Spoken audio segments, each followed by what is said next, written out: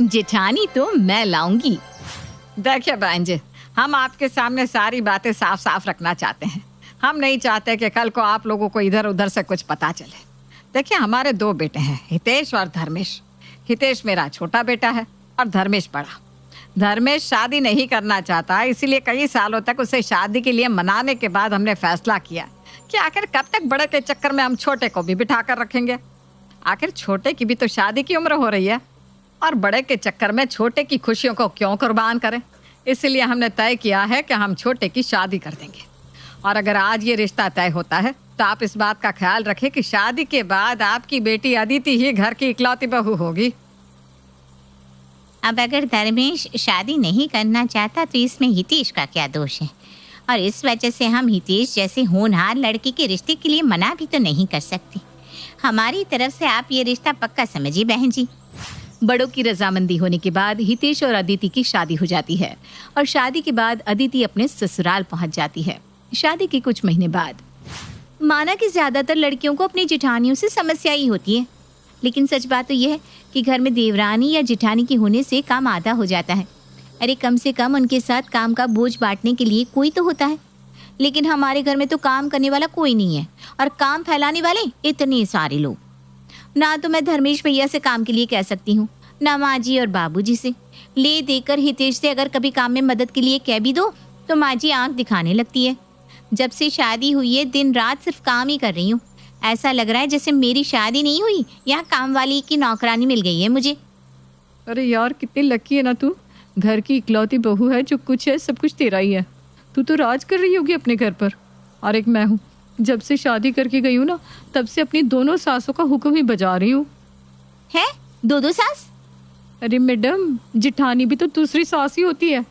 वो सास होने से कौन सा बाज आती है। अरे मेरी सास इतना हुक्म नहीं चलाती मुझ पर जितना मेरी जेठानी चलाती है। ऊपर से हर बात में इस बात का एहसान कि इतने साल तुम्हारे पति को बना बना कर खिलाया है। अब बताओ, जब मेरी शादी नहीं हुई थी तो मेरे पति को बनाकर खिलाने के लिए मैं तो नहीं आ सकती थी ना। फिर मुझे क्यों एहसान दिखाती रहती है हर समय। अरे यार, मैं तो कहती हूँ जहाँ पर देवरानी जेठानी वाला झंझट हो ना, उस घर में शादी नहीं करनी चाहिए। जिंदगी से ना चैन और सुकून खत्म हो जाता है। अरे कैसी बात करिए त्रिशा तू, ये तो अपनी अपनी अंडरस्टैंडिंग की बात है। ऐसा नहीं कि देवरानी और जेठानी सिर्फ लड़ने झगड़ने के लिए होती है। अरे तुम 2 लोग हो तो काम का बंटवारा भी तो 2 लोगों में बराबर बराबर होता होगा ना। कोई दुख तकलीफ या टेंशन होती होगी तो तुम दोनों आपस में शेयर भी तो करते होंगे। और एक मैं हूँ, यहाँ पर घर में बात करने के लिए भी कोई नहीं है। माँ जी अपने भजन कीर्तन में व्यस्त रहती हैं और मैं पूरा दिन घर में सिर्फ खाना बर्तन और सफाई करती रहती हूँ। अरे यार, ये तो वही बात हो गई ना, दुख अपने अपने। तू जेठानी ना होने से दुखी है और मैं जेठानी के होने से। देख त्रिशा, कभी कभी लड़ना या बहस करना भी ना एक थेरेपी की तरह काम करता है। अरे जो कुछ भी फ्रस्ट्रेशन अंदर भरी होती है ना, वो बाहर आ जाती है और बंदा स्ट्रेस और डिप्रेशन से बच जाता है। मुझे ही देख लें, 1 साल हो गया मेरी शादी को। अरे यार, मैं तरस जाती हूँ कोई तो हो जिससे मैं 2 बात कर सकूँ। तू ना लक्की है, लड़ने के लिए ही सही तेरे पास कोई है तो सही। ये तूने सही ज्ञान दिया यार कि झगड़ना भी थेरेपी का काम करता है। ठीक है, आज से मैं रोज ये थेरेपी लेने वाली हूँ। तू ना 1 नंबर की मस्करी रहने वाली है, तुझ पर कोई असर नहीं होने वाला। चलते जा, मुझे बहुत काम है अभी। परेशान हो गई हूँ, पूरा दिन काम काम काम। सच बताऊँ तो ये धर्मेश भैया का ना एक्स्ट्रा बर्डन मुझसे झेला नहीं जा रहा है। पहले सुबह सुबह उठकर उनके लिए नाश्ता बनाओ, लंच पैक करो, कपड़े धोकर प्रेस करो। आखिर मैं कब तक ये सब करती रहूँगी। आज तो हमारे बच्चे नहीं है, कल को जब बच्चे हो जाएंगे तो अपने परिवार के साथ साथ जेठ जी को भी सारी जिंदगी मुझे ही झेलना पड़ेगा। माँ जी से बात करती हूँ, एक बार और भैया से बात करें, कोई अच्छी सी लड़की दिखाकर उनकी शादी क्यों नहीं करवा देते। मम्मी जी देखिए, सुनने में ना आपको थोड़ा ख़राब लग सकता है, लेकिन सच्ची बात यह है कि मैं अकेले ना इस घर की जिम्मेदारी उठाते उठाते थक गई हूँ। अरे मैं भी तो चाहती हूँ कि मेरा हाथ बटाने वाला कोई हो इस घर में। आप अपने भजन कीर्तन के लिए चली जाती है और बाकी लोग अपने अपने ऑफिस के लिए निकल जाते हैं। पूरा दिन इतने बड़े घर की देखभाल, खाना बनाना, सबके कपड़े धोना, इन सब से ना मैं थक कर चूर हो जाती हूँ। आप एक और बार जेठ जी से बात करिए ना, अगर वो तैयार हो जाए तो हम उनके लिए अच्छी सी लड़की ढूंढकर उनकी शादी कर देते हैं। देख बेटा, मैं समझ रही हूँ, कोई भी लड़की जीवन भर कुंवारे जेठ की जिम्मेदारी उठाना नहीं चाहेगी। तेरी बात गलत नहीं है, मैं तुझे गलत नहीं कहूंगी, लेकिन मैं मजबूर हूँ बेटा। इस धर्मेश ने तो जैसे कसम खा ली है कि ये शादी नहीं करेगा। तुझे क्या लगता है मैंने अपनी तरफ से कोशिश नहीं की होगी? मेरा बड़ा बेटा कुंवारा बैठा हो, इस बात से मुझे कोई तकलीफ नहीं होती होगी? अरे बेटा, मैं तो खुद चाहती हूँ कि कोई तो अफसर आए जो इसकी तपस्या भंग कर दे, इसका मन मोह ले और ये शादी के लिए तैयार हो जाए। अच्छा माँ जी, आप बस ये बताइए कि आपको जेठ जी के लिए कैसी लड़की चाहिए। मैं अपनी तरफ से पूरी कोशिश करूंगी कि कोई ऐसी अप्सरा उनके लिए ढूंढ कर लाऊं जो उनकी तपस्या भंग कर दे। अरे बेटा, अब तो मैं बस यही चाहती हूँ कि कोई भी लड़की हो, काली गोरी लंबी छोटी, बस मेरे धर्मेश को पसंद आ जाए, वो शादी के लिए हाँ बोल दे और मेरे बेटे का घर बस जाए। इससे ज्यादा मुझे और कुछ भी नहीं चाहिए। चलो माँ जी तो बहुत आसानी से मान गई। एक बार जेठ जी से भी बात करके देखती हूँ। शाम के समय जब अदिति के जेठ धर्मेश घर वापस आते हैं तो अदिति उनके पास जाती है। भैया, आप मुझे अपनी छोटी बहन मानते हैं ना? हाँ हाँ बिल्कुल। आज ऐसा सवाल क्यों किया? तो फिर अपनी छोटी बहन की एक बात मानेंगे? आप शादी कर लीजिए ना भैया। देखो अदिति, मैं इस बारे में कोई बात नहीं करना चाहता। बेहतर होगा तुम भी आगे से मुझसे इस तरह की कोई बात ना करो। मैंने अपना मन बना लिया है और मेरा फैसला अटल है। इतना कहकर धर्मेश उठकर अपने कमरे में चला जाता है। पता नहीं क्यों मुझे ऐसा लगा कि शादी के बारे में बात करते हुए भैया के चेहरे पर एक उदासी सी छा गई थी। आखिर ऐसा क्या कारण है कि भैया शादी के बारे में बात करते हुए उदास हो गए? कहीं कोई और बात तो नहीं? हितेश, क्या भैया हमेशा से ऐसे ही चुपचाप रहते हैं? आप तो बचपन से उन्हें जानते हैं ना। अरे नहीं, पहले तो भैया खूब बातें करते थे। पड़ोस वाली रीमा भाभी है ना, उनके यहाँ भी खूब आना जाना था भैया का। खूब हंसी मजाक चलता था उनका भैया के साथ। फिर पता नहीं क्या हुआ, भैया बिल्कुल चुपचाप हो गए। ना किसी से मिलते हैं, ना कहीं शादी पार्टी में जाते हैं। भाभी से भी अब बात नहीं करते। लगता है रीमा भाभी ज़रूर कुछ जानती है। कल उनसे मिलकर आती हूँ। अगले दिन। अरे अदिति, आओ आओ, कैसी हो? भाभी, आपसे कुछ ज़रूरी बात करने आई हूँ। क्या आप बता सकती हैं अचानक भैया इतने बदले बदले से कैसे हो गए? कुछ हुआ था क्या? क्या बताऊं अदिति, धर्मेश के बारे में सोचकर मुझे भी बहुत दुख होता है। बड़ा अच्छा लड़का है वो, उसे उसकी अच्छाई ने ही बर्बाद कर दिया। आजकल जहाँ देखो धोखेबाज लोग ही नजर आते हैं, लेकिन इस मतलबी दुनिया में आज भी कुछ सच्चे लोग हैं और उनमें से ही एक है तुम्हारे जेठ धर्मेश। वो उन लड़कों में से है जिसने हमेशा अपने शब्दों का मान रखा, जो वादा किया उसे निभाया भी। मैं कुछ समझ नहीं पा रही हूँ भाभी, साफ साफ बताइए ना। अदिति, धर्मेश एक सीमा नाम की लड़की को पसंद करता था। बहुत प्यार था दोनों में। मेरे पास आता था तो सीमा की ढेरों बातें करता था। कितने सपने सजाए थे उसने। सीमा को दुल्हन बनाकर अपने घर लेकर जाएगा, ये करेगा, वो करेगा। अरे इतनी बातें करता था कि मैं उसके मुंह से सीमा सीमा सुनकर परेशान हो जाती थी। मेरे लिए धर्मेश छोटे भाई की तरह है। मैंने उसे बहुत समझाया कि आजकल वो ज़माना नहीं है, किसी को इतनी शिद्दत से मत चाहो कि उसके बिना जीना मुश्किल हो जाए। लेकिन वो तो दीवाना हो गया था सीमा के लिए। फिर एक दिन धर्मेश परेशान होकर मेरे पास आया। भाभी, सीमा के पापा को हमारे बारे में पता चल गया है। वो बहुत नाराज हो रहे हैं। मुझे समझ में नहीं आ रहा मैं क्या करूं। सीमा का फोन आया था, वो बहुत रो रही थी। धर्मेश देखो, तुम तो उसे सच्चा प्यार करते हो, फिर घबराने जैसी कोई बात नहीं है। तुम नौकरी करते हो, सुंदर हो, सामने से सीमा के पापा के पास जाओ और उन्हें अपनी बात समझाओ। कहीं ऐसा ना हो कि वो सीमा पर कहीं और शादी करने का दबाव बनाने लगे। अब ठीक कहती हूँ भाभी, मैं कल ही उसके पापा से मिलकर आता हूँ। धर्मेश उसके पापा के पास मिलने के लिए जाता है और उन्हें मनाने की पूरी कोशिश करता है। देखो बेटा, मैं जानता हूँ कि तुम एक अच्छे लड़के हो, लेकिन तुम समझ नहीं रहे हो। जिस दफ्तर में तुम्हारे पिताजी ब्रांच मैनेजर है, मैं वहाँ पर एक ऑफिस असिस्टेंट हूँ। वो कभी मेरी बेटी को स्वीकार नहीं करेंगे। नहीं अंकल, मैं वादा करता हूँ, मैं शादी करूंगा तो सिर्फ सीमा से। चाहे मुझ पर कोई कितना ही दबाव बना ले, बस आप हाँ कर दीजिए। मैं तुम्हारे प्यार का दुश्मन नहीं हूँ बेटा, लेकिन मैंने जीवन भर मेहनत करके रुपया चाहे ना कमाया हो, लेकिन इज्जत ज़रूर कमाई है। बस उसी इज्जत के खोने का डर लगता है मुझे। बाकी तुम एक अच्छे लड़के हो, ये बात मैं समझता हूँ। ठीक है, तुम अपने मम्मी पापा से बात कर लो। अगर वो राज़ी हो जाए तो मुझे इस रिश्ते से कोई एतराज़ नहीं है। पापा को मैं मना लूँगा uncle, thank you so much. घर आकर, माँ, मैं सीमा से प्यार करता हूँ और शादी करना चाहता हूँ। आप पापा से बात करो ना प्लीज़। कौन सीमा? देख बेटा, मुझे गैर बिरादरी में अपने बेटे की शादी करना मंजूर नहीं है। पापा नहीं मानेंगे, भूल जाओ उसे।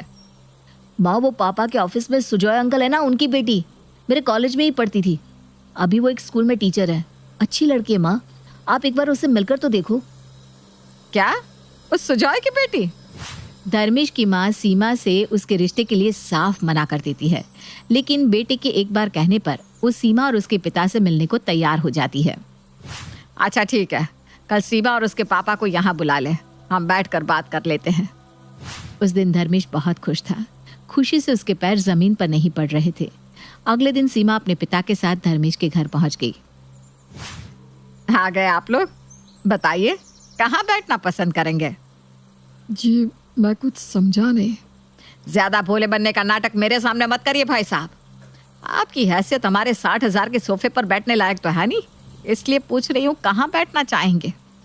वैसे बहुत अच्छा खेल खेला आपने।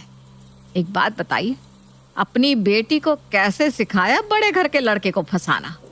क्या सोचा था आपने?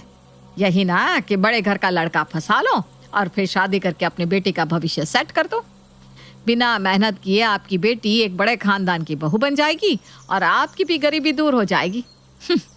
वैसे खेल तो बहुत अच्छा बिछाया था आपने, लेकिन मैं उन मूर्ख औरतों में से बिल्कुल भी नहीं जो बिना सोचे समझे किसी की भी बातों में आ जाती है। शादी तो क्या, मैं आपकी बेटी की परछाई भी अपने बेटे के ऊपर पड़ने नहीं दूंगी। धर्मेश, क्या यही सब सुनाने के लिए तुमने मेरे पापा को यहाँ बुलाया था? आज मेरे पापा का सर शर्म से नीचे झुक गया, वो भी सिर्फ मेरे कारण। मैं अपने आप को कभी माफ नहीं करूंगी। इतना बड़ा जख्म देने के लिए बहुत बहुत धन्यवाद। मैं मरते दम तक अपने पापा का ये अपमान नहीं भूलूंगी। अरे खड़े खड़े मुंह क्या देख रहे हैं आप? अभी भी कुछ सुनना बाकी रह गया है? जाइए यहाँ से। सीमा के जाने के बाद ये आपने क्या कर दिया माँ? अरे जो कहना था मुझसे कहती, उसके पापा को घर बुलाकर बेइज्जत क्यों किया आपने? प्यार मैंने किया सीमा से, उसमें उसके पिता का क्या दोष? मुझे शर्म आती है कि मैं आपका बेटा हूँ। ठीक है, आपने जो किया उसका प्रायश्चित अब मैं करूंगा। मैं भी प्रण लेता हूँ कि मैं आजीवन शादी नहीं करूंगा। अगर सीमा नहीं तो कोई भी नहीं। उस समय तो धर्मेश की माँ को यही लगा कि धर्मेश जवानी के जोश में ऐसी बातें कर रहा है, थोड़ा समय बीतने के बाद सामान्य हो जाएगा। लेकिन ऐसा कुछ नहीं हुआ। धर्मेश ने जो कहा उसे निभा कर दिखाया। 10 साल हो गए इस बात को, लेकिन आज भी वो अपनी बात पर कायम है। और सीमा, उसने शादी कर ली? पता नहीं, इस घटना के बाद उसके पापा ने ट्रांसफर करा लिया। वो कहाँ गई, उसका क्या हुआ, कोई नहीं जानता। इज्जतदार लोग थे, अपनी बदनामी सह नहीं सके। माँ जी ने बहुत गहरा जख्म दिया है भैया को। पहले तो मैं बस इसलिए जेठ जी की शादी कराना चाहती थी क्योंकि मैं उनसे परेशान हो गई थी, लेकिन अब मैं दिल से चाहती हूँ कि भैया को उनकी सीमा मिल जाए। उनके साथ बहुत गलत हुआ है। अगर सीमा ने भी शादी ना की हो तो मैं एक बार कोशिश कर सकती हूँ कि इन दोनों की आपस में शादी हो जाए। अदिति सीमा के पुराने घर जाकर पता करती है कि यहाँ से जाने के बाद वो लोग कहाँ शिफ्ट हुए। उसे पता चलता है कि सीमा अपने रिटायर्ड पिता के साथ पास ही के शहर में रहती थी। अदिति ने ठान लिया था कि वो अब सीमा से मिलकर ही रहेगी। अगले ही दिन वो सीमा से मिलने के लिए निकल पड़ती है। सीमा के घर पहुंचकर, आप ही इंग्लिश टीचर सीमा मैम है ना? जी मैं ही हूँ, कहिए। मैडम, एक बच्चा है जो बिल्कुल गुमसुम रहता है। बरसों पहले उसका एक मनपसंद साथी छूट गया था, बस तब से ही वो ऐसा हो गया है। आपको क्या लगता है क्या करना चाहिए बच्चे के साथ? आपको तो इतने सालों का अनुभव है, आप ज़रूर मेरी उलझन सुलझा सकती हैं। आप उसे उसके साथी से मिलवा दें, शायद वो ठीक हो जाए। कई बार ना मन में कुछ बातें फांस की तरह अटक जाती हैं। जब तक वो फांस ना निकले जीना मुश्किल हो जाता है। तो फिर चलिए मेरे साथ। अब उस बच्चे के हंसने के दिन वापस आ गए हैं। चलिए अपने साथी के पास। अरे कौन है आप? कैसी बहकी बहकी बातें कर रही हैं? कौन सा बच्चा? सीमा दीदी, आपने शादी नहीं की ना? धर्मेश भैया ने भी नहीं की। वो धोखेबाज नहीं है, उन्होंने अपना वादा निभाया है। बस बहुत इंतज़ार कर लिया उन्होंने अपने बिछड़े साथी का। अब आप चलिए ना उनके पास। मुझे इस बारे में कोई बात नहीं करनी। मैं वो सब बहुत पीछे छोड़कर आई हूँ, भूल गई हूँ मैं सब कुछ। अच्छा, तो फिर आज तक शादी क्यों नहीं की? क्योंकि आप आज भी प्यार करती हैं धर्मेश भैया से। देखो, जो बीत गया उसे वापस नहीं ला सकते, लेकिन अभी भी देर नहीं हुई है। आप बस हाँ बोल दो, मैं आप दोनों की शादी कराऊंगी। माँ जी को भी मैं मनाऊंगी। बस आप एक बार उन्हें मौका देकर तो देखो। मैं उस घर में कभी पैर नहीं रखना चाहती जहां मेरे पापा का अपमान हुआ था। तुम कुछ नहीं जानती अभी। दीदी, माँ जी शर्मिंदा है और उन्हें उनकी करनी का फल भगवान ने दे दिया है। पिछले 10 सालों में भैया ने माँ जी से 10 बार भी बात नहीं की। वो चुप चुप रहते हैं और हर समय चिंता में घिरे रहते हैं। गलती तो इंसान से ही होती है ना। अब माँ जी को माफ़ करके बड़प्पन दिखा दीजिए ना। प्लीज़ मना मत करना। आपके पापा भी तो आपका घर बसता देखना चाहते होंगे। बोलिए ना। पापा तो कह कह कर थक गए, लेकिन मेरे मन में तो बस धर्मेश है। मैं किसी और के साथ अपना जीवन बिताने के बारे में सोच भी नहीं सकती। अदिति के बार बार समझाने पर सीमा वापस उसके साथ धर्मेश से मिलने के लिए तैयार हो जाती है। देखिए माँ जी, मैं ले आई आपकी बड़ी बहू को। मैंने कहा था ना, भैया की तपस्या भंग करके मैं रहूंगी। सीमा, तो अभी तक कुंवारी है, शादी नहीं की तूने? नहीं माँ जी, मैंने धर्मेश को वादा किया था, वो नहीं तो कोई भी नहीं। मुझे माफ कर दो बच्चों, तुम्हारे ऐसे पवित्र प्रेम को मैंने रुपयों की कसौटी पर तोला। सिर्फ धर्मेश ही नहीं, तू भी आज तक कुंवारी बैठी है। बस अब तू हाँ कर दे बेटा, और इस बुढ़िया को पाप बोझ से मुक्ति दिला दे। लेकिन मम्मी जी, भैया ने तो कसम खाई है ना कि वो शादी ही नहीं करेंगे। मना कर देते हैं सीमा भाभी को। अरे नहीं नहीं, मैंने ऐसा कब कहा? मैंने तो बस ये कहा कि सीमा के अलावा मैं किसी से शादी नहीं करूंगा। अब तो भैया ने भी अपने मुंह से कबूल कर लिया कि वो शादी के लिए तैयार है। अब मैं और इंतजार नहीं करने वाली।